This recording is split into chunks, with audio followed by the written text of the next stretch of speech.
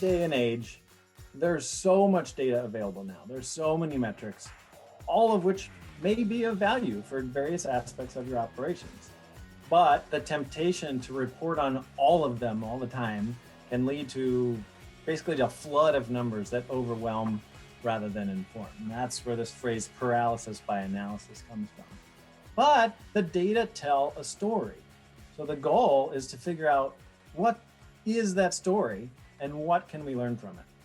So if you focus on the data points that actually matter to the conversation that you're having, and more importantly, what does it all mean in context? That's really what we're after. The reason for data is to inform or educate so that you can manage your business or your team. So let's take an example of performance reviews.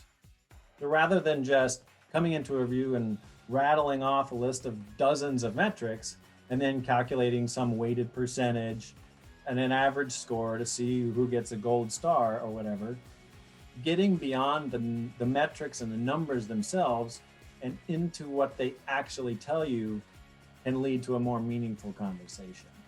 Okay, so a particular number was different than expected. Well, was that good? Was that bad? Why? Were there extenuating circumstances? Is this a one-off? Is it a trend? Here at ForceBrands, for example, we have a lot of executive recruiters and they work differently. Different people have different styles and different client expectations. So for example, one recruiter may send through more candidates for a particular search to the client interview stage of the process. Another recruiter working with a different client may prefer that recruiter do more of the screening in advance and send fewer candidates through to the client interview stage.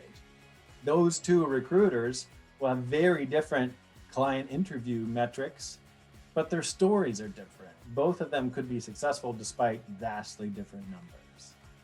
I was speaking with another CFO just this week, and he suggested he took it even farther. So rather than starting with this mountain of data and then trying to craft a narrative around it and explain all that to your audience, he suggested going even farther and flipping it entirely, starting with that narrative. Start with the story and then support it with data if people want to see that.